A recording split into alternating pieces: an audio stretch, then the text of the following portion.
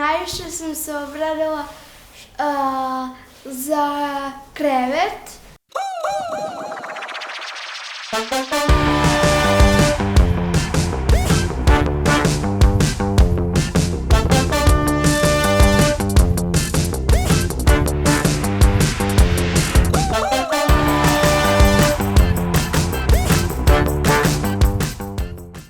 Ja sam Ivica Janjić. Ranije sam živeo u staroj kući sa 4-člana porodica.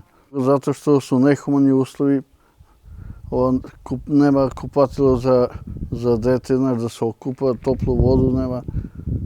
I zbog toga nam je bila preko potrebna nova kuća.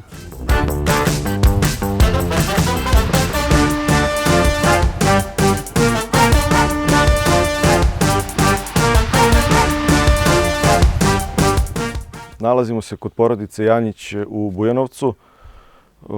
Porodicu Janjić, kada smo posjetili, uverili smo se da su ovo jedni od najtežih uslova u kojima je jedna porodica živela i u kojoj je dete odrastalo. Mala Ana zajedno sa majkom, ujakom i dekom odrastala je u kući koja je svako trena pretila da će se urušiti. Sada, zahvaljujući velikom odzivu donatora humanitarne organizacije Srbi za Srbe, porodica Janjić ima novu kuću koja je opremljena sa najpotrebnijim namještajem i belom tehnikom. Ukupna vrednost pomoći je oko 33.000 evra.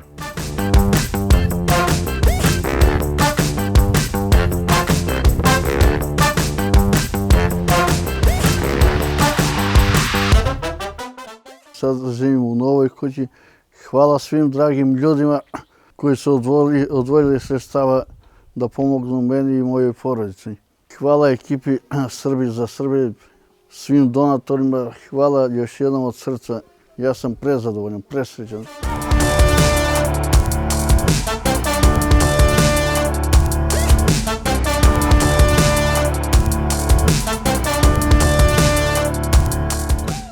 Danas sam dobila i kompjuter i slatkiše i hvala što su nam svi pomogli.